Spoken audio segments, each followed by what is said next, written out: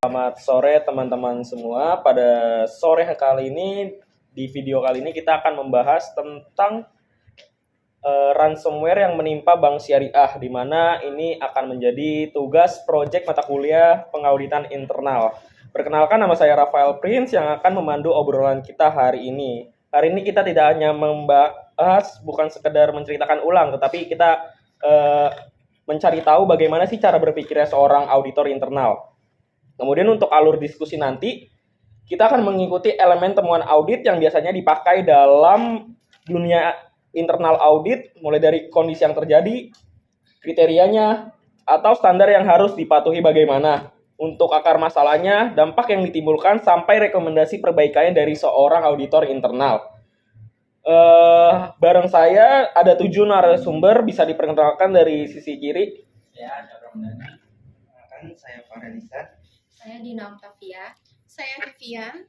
Saya Mareta. Saya Dinda Nikanustari. Saya Dina Dongkala. Oke, terima kasih teman-teman atas perkenalannya. Mari kita mulai masuk ke latar belakang.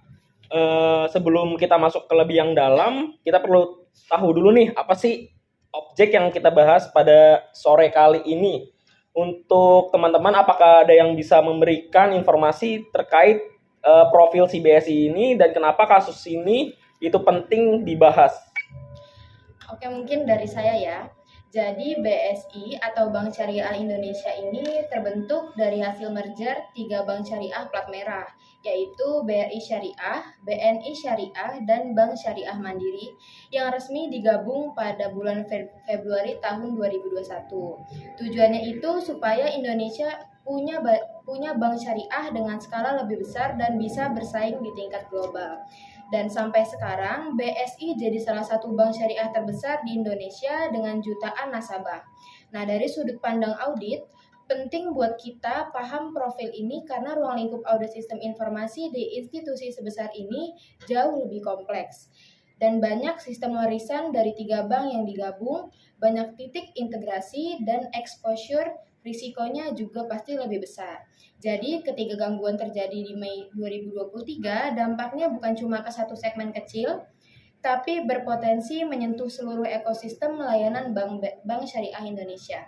Ini yang bikin kasus ini sangat relevan untuk dipelajari dari kacamata pengauditan internal. Oke, sangat menarik ya.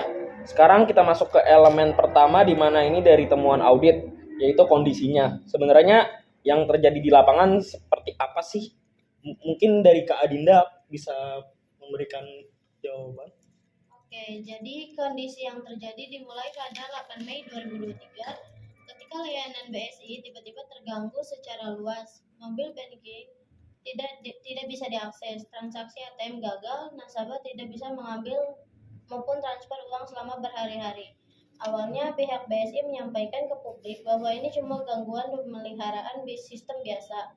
Tapi beberapa hari kemudian terungkap bahwa ini sebenarnya serangan ransomware dari kelompok bernama Lockbit. Lockbit beroperasi dengan model ransomware as a service dan menggunakan modus double extortion. Mereka masuk diam-diam ke jaringan BSI, mencuri data dalam jumlah besar dulu, baru kemudian mengenkripsi sistem supaya operasional lumpuh. Mereka mengklaim berhasil mencuri sekitar 1,5 terabyte data, mencakup informasi 15 juta nasabah dan karyawan, nomor telepon, alamat, saldo rekening, riwayat transaksi, sampai dokumen internal seperti NDA dan kata sandi akses sistem. Lockbit memberi ultimatum 72 jam untuk membayar tebusan, dan karena tidak dipatuhi, pada 16 Mei 2023 mereka benar-benar menyebarkan sebagian data itu ke dark web. Jadi kalau dirangkum sebagai kondisi temuan, ini adalah insiden kebocoran data berskala besar yang berlangsung sekitar 1 minggu disertai gangguan layanan total. Oke, jadi kondisinya itu sangat-sangat mengganggu layanan BSI, mulai dari mobile banking itu tidak bisa diakses, terus nasabah mau ngambil duit nggak bisa, sama ya transaksi ATM-nya gagal ya. Kemudian untuk elemen kedua nih teman-teman, dalam temuan audit itu kriteria standar yang harus dipenuhi seperti apa sih yang relevan di sini? Kepada Kak Syahrul mungkin bisa menjelaskan, atau dari teman-teman Kak Farel Mungkin bisa? saya jelaskan ya. Oke. Betul. Jadi sebelum kita menilai ada kesalahan atau tidak, kita perlu tahu dulu nih standarnya seperti apa. Untuk bank, ada konteks OJK, Otoritas Jasa Keuangan, soal penerapan manajemen risiko dalam penggunaan teknologi informasi yang mewajibkan bank punya sistem keamanan TI yang memadai, termasuk kontrol akses, enkripsi data, dan rencana pemulihan bencana. Selain itu, ada Undang-Undang Perlindungan Data Pribadi yang mewajibkan setiap organisasi menjaga kerahasiaan dan keamanan data pribadi yang mereka kelola.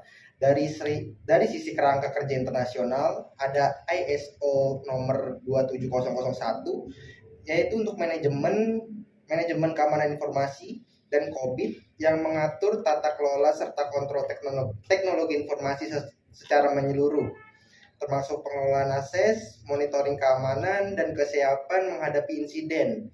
Idealnya, kontrol seperti ini multifaktor authentication seperti enkripsi data sensitif, segmentasi jaringan, sampai sistem mendeteksi dini ancaman harus berjalan dengan konsisten.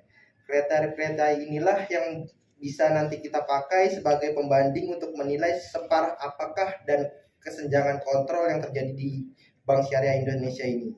Oke, terima kasih atas jawabannya ya Kak Farel. Kemudian ini sih yang bagian paling penting dari pembahasan kita pada sore kali ini. Untuk akar masalahnya, kalau dibandingkan dengan kriteria tadi, kontrol apa sih yang bisa kelihatannya gagal?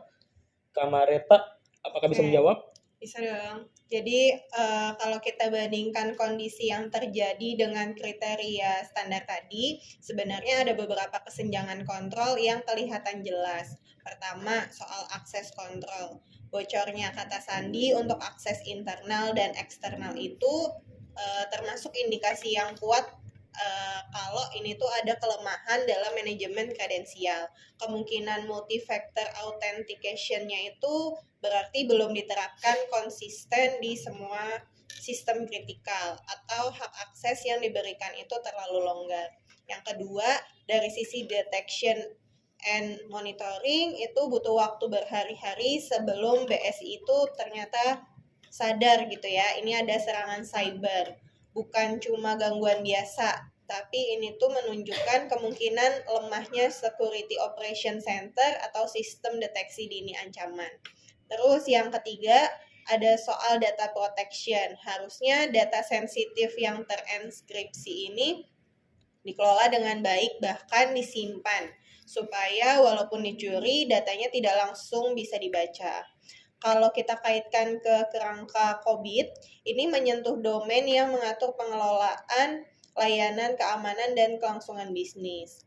Kalau kita kaitkan ke KOSO, ini juga menunjukkan kelemahan di komponen aktivitas pengendalian dan aktivitas pemantauan dalam struktur pengendalian internal organisasi.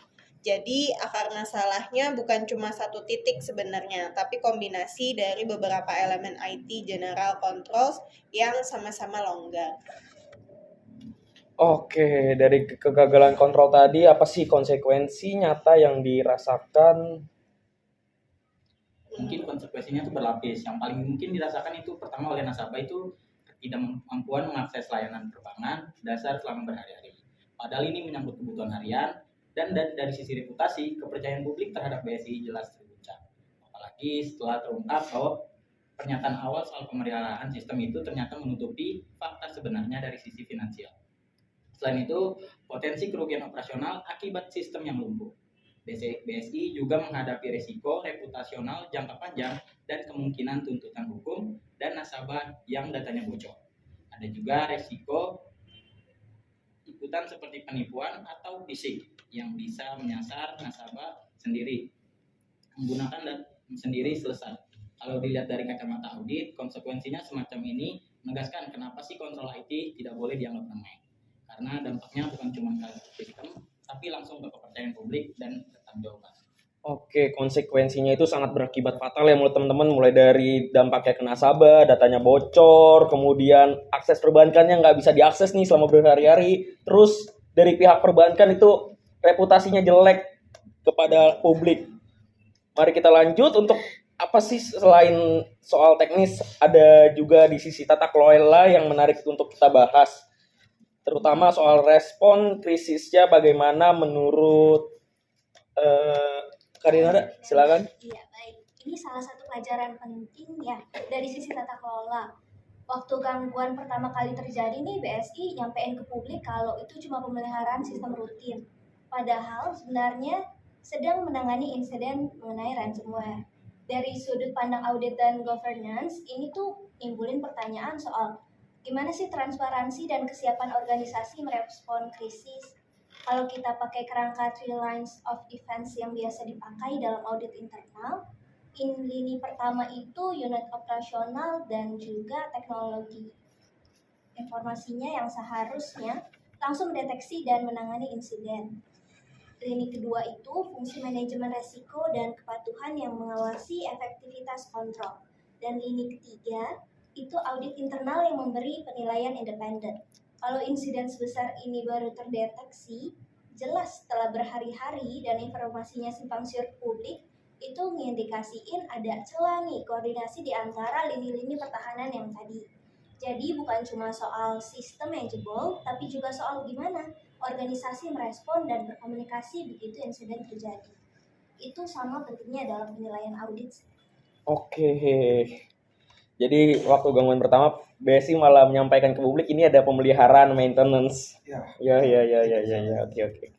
Kemudian untuk yang terakhir nih teman-teman, elemen kelima dalam temuan audit yaitu apa sih rekomendasi perbaikan yang bisa direkomendasikan secara konkret dan bagaimana responsnya si regulator soal ini? Baik, akan saya bantu. Dari sisi regulator, Otoritas Jasa Keuangan langsung turun tangan begitu isu ini mencuat. Melakukan pemeriksaan forensik untuk memastikan validitas data yang disebar dan menilai langkah mitigasi BSI.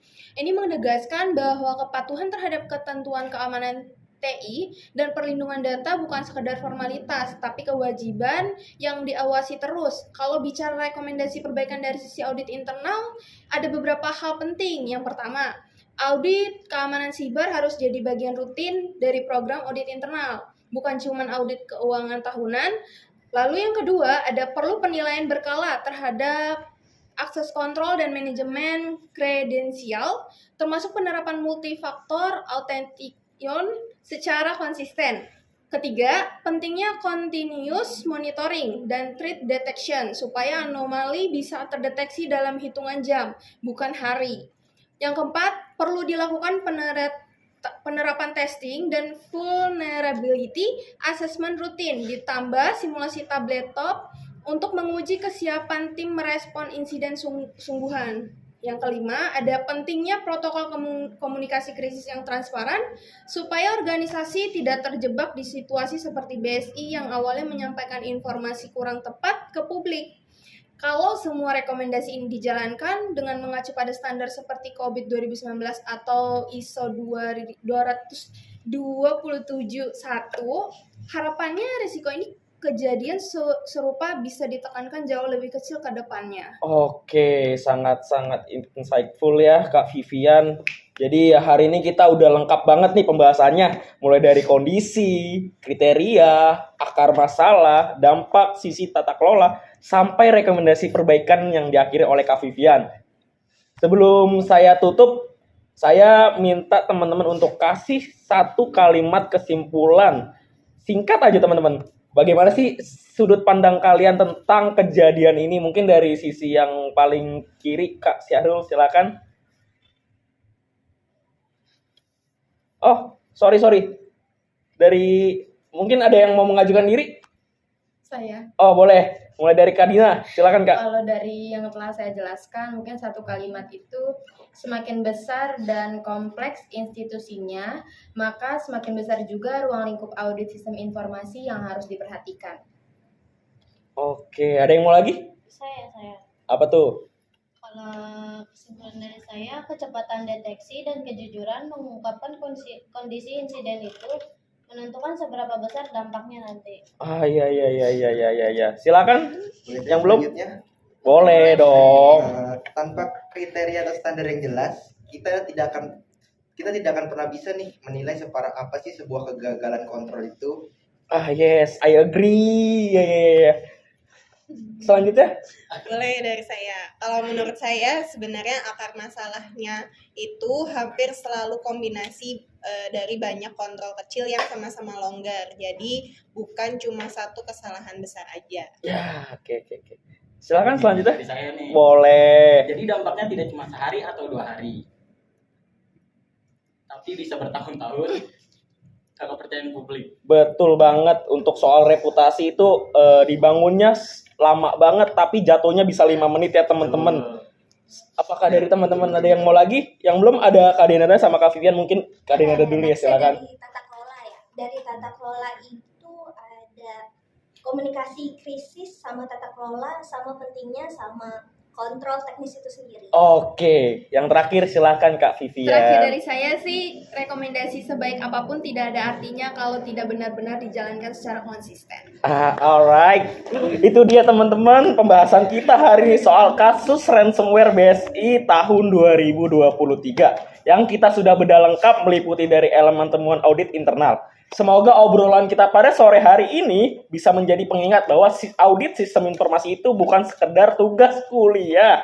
Jadi garda terdepan menjaga kepercayaan publik di era digital ini. Terima kasih kepada teman-teman yang sudah mau mendengarkan. Sampai jumpa di episode berikutnya kalau ada itu juga.